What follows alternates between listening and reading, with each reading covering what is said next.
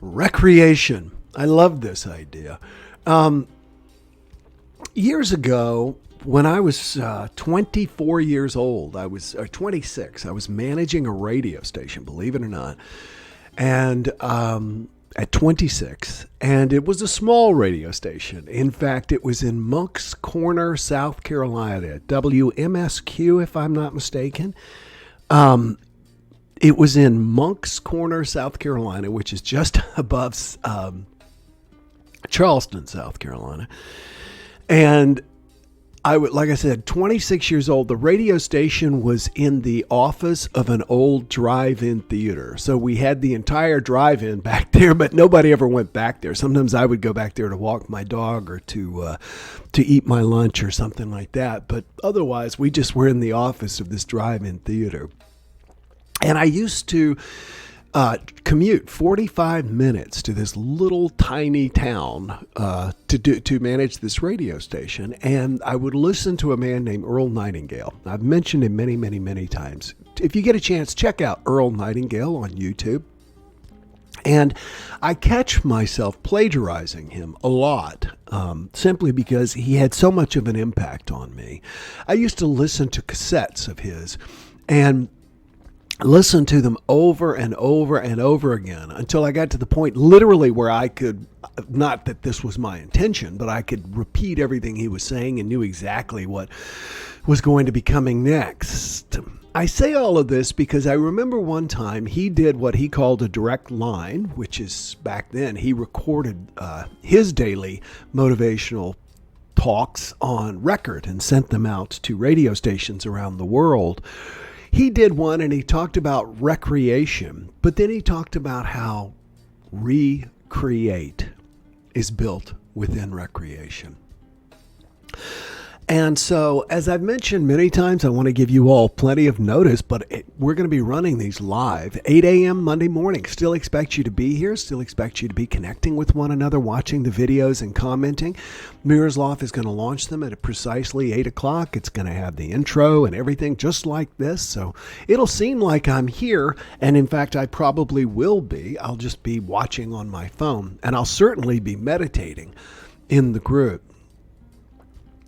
I hadn't planned on taking a vacation, honestly. I have not in a couple of years. And, you know, with the speaking business down significantly since the COVID outbreak and a number of other things, not wanting to get out in public, I had just decided I wasn't going to go anywhere. But I really, really miss my daughter. I really miss my daughter. She's the light of my life. I've got several pictures of her all around here, so she's like looking at me as I'm talking to you. And someone was nice enough to just set me up with a free trip. They had miles, and so now I'm going to get to go to Kansas City. And as I was prepping all of this stuff, you know what it's like before you go on vacation. You do a whole lot of work to get ready to go on vacation, and then you go on vacation, and when you come back, you do a whole lot of work to catch up. But one of the things that I remembered from the last several vacations that I've gone on is that it is almost always when I am on vacation that I come up with my best ideas. I come up with my best ideas for these JumpStarts. I come up with my best ideas for me personally. And more importantly, it's almost like sometimes I think like I do all my work beneath the surface. And by that, I mean literally the ocean surface. And I think it's because I'm a scuba diver that I think of it in this sort of a metaphor. But I feel like I do all my work beneath the surface, and I feel like I'm going to get all the work done and be able to go, okay, there. I've accomplished everything I want to accomplish. There is nothing on the horizon. And now I'm going to take a vacation. As an entrepreneur, you often think that way. And it doesn't work that way. It just does not work that way. There's always going to be unfinished things to do. As Wayne Dyer said, you're always going to leave a half-empty tube of toothpaste when you die.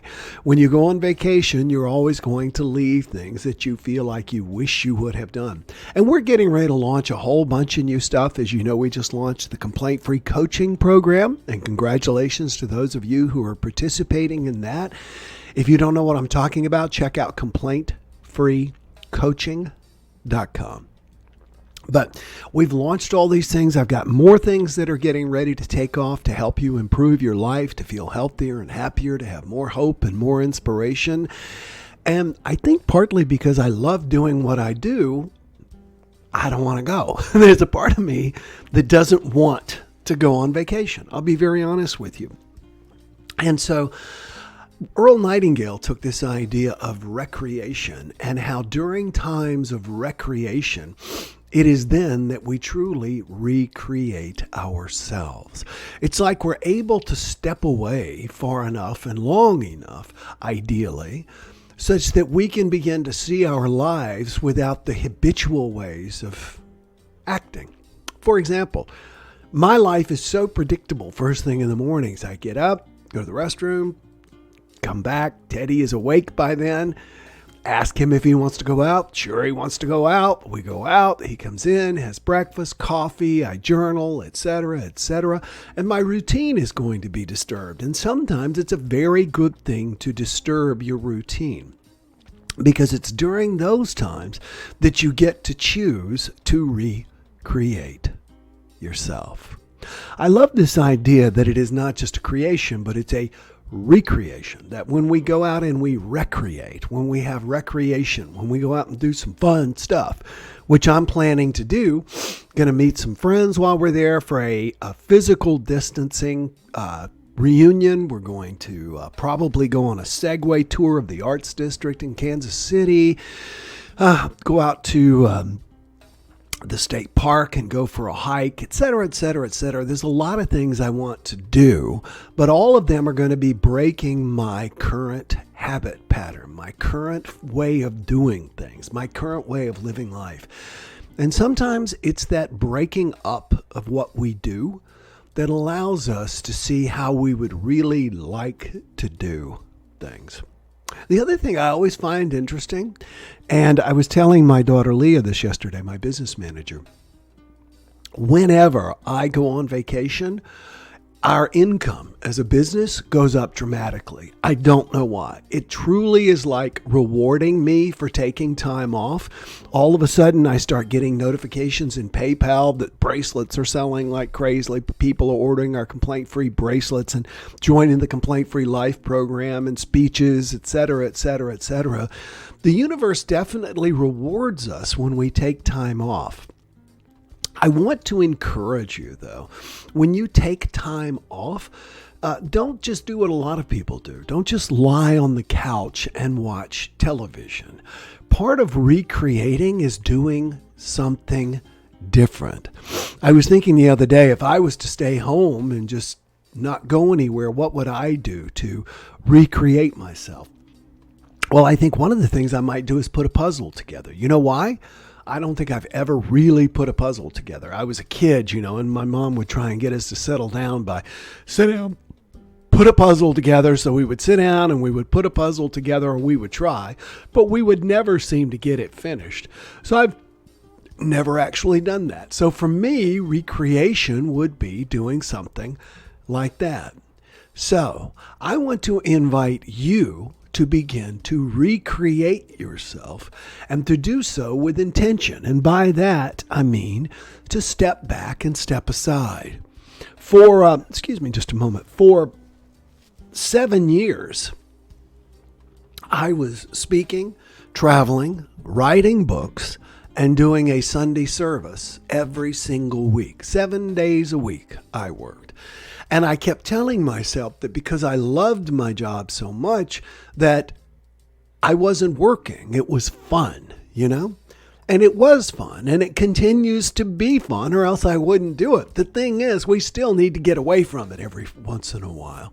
And the same is true for you. So I invite you to take a look at your life and at your routine and consider finding ways to break it up. If you don't have the time or the means right now to take a vacation or to get away, take some time. One of the things that I used to love to do, and haven't done in a while, but I was just talking about this the other day, I'm going to start doing it again. And that is maybe once a month, take a silent Sunday where I don't speak and don't use electronics, etc. Your ego will hate this. I have to tell you, to be honest with you, and I've said this before, I'm not good at vacations. I resonate with Robert Duvall in the movie The Apostle when he says I'm not good at recess. It takes me a while to go on vacation, chill out, relax, and have that opportunity to recreate. It reminds me a lot of meditation. I always tell people if we're going to meditate for 20 minutes, for the first 10 minutes, at least, we're just going to be relaxing the mind, the body. We're going to be breathing.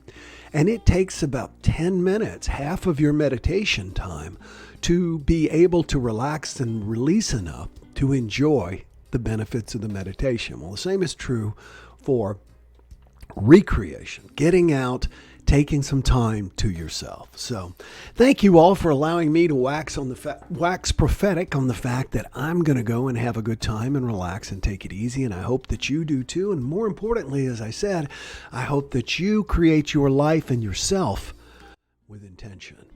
So we're going to be starting our complaint-free meditation in 13 minutes. Let me show you the beautiful image that we've selected for today.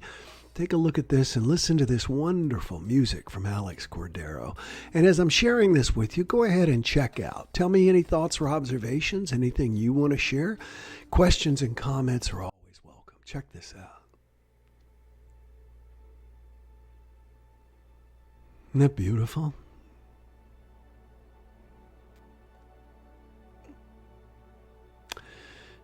So, great ways to recreate yourself on a daily basis is meditation. I was reading this thing yesterday about, and one of my favorite shows on Netflix right now is the IT Crowd. If you haven't watched it, it's really funny. But it's basically about guys who do internet technology, and they are constantly receiving calls from people who have problems. And so the first thing they say is, have you turned it off and back on again? Hi, IT, have you turned it off and back on again? And I was reading this thing on Reddit yesterday about a guy who worked for the cable company. And he said that when it came to televisions not working well, like overheating, shutting down, showing different colors, etc., sound not working, any sort of a problem. And this guy said that he had worked for the cable company for 20 years. He said the most important thing to do is first unplug the television from the wall, then unplug all the cables from the back of the television. All of this will take you about 20 seconds. And then press and hold with the television unplugged, press and hold the power button for 10 seconds. He said that completely fixes almost all television issues. Now, why do I bring all that up? Because it's all about unplugging. It's all about unplugging. We need to turn ourselves off and then turn ourselves back on again, which is, of course, what I'm going to do. Let me read y'all's checkouts before we say goodbye. There's Joan Router. She says, good morning. Jerome Johnson is here. Good morning. And Lisa Dixon sends us away. Puzzles are my favorite. Well, that's good for you. Recreation feeds my soul, says Michelle Doherty. I get it. Cynthia Barcher says, stargazing. Beautiful. Sometimes just a good laugh is also a mini vacation. Boy, that is true. I was watching the other day. I'm going to recommend something. It is definitely R-rated, okay? I'm over 18, and hopefully you are. But I was watching something on YouTube. My daughter recommended it. It's called Randy Writes a Novel. It is really funny. It is full of curse words, so you have to be okay with that. But it's a puppet. And he basically talks about the creative process and writing and the value of something and does something. So it's good social commentary too. But for me, if I need a vacation, if I'm feeling stressed, I will put that on and watch it again because I just think it's super duper funny. Reset button is good, says Ed Wilmot. Everybody, I'm not seeing people click share, share, share. Everybody say click share if you would. Teresa Napier is here. Therese Napier, rather. And Ed Wilmot is here as well. Everybody, please click share if you would. And for those of you who are part of our complaint-free meditation group, I will see you live in 9 minutes. If you haven't yet, check out complaintfreemeditation.com. Everybody, bless you. I love you. I will be live with you, even though we're going to be showing recorded JumpStarts. We have shot these to look like they're live, and although I'm very clear that they are recorded. But the point I'm trying to make is please continue to maintain your attendance here so that we continue to we don't lose the momentum with our wonderful community here. All right, everybody, I need a break. Over and out. See you in a week and a half. Bye-bye. No more complaining people. Their lives are changing. We're flying high, creating a complaint-free world. No more, no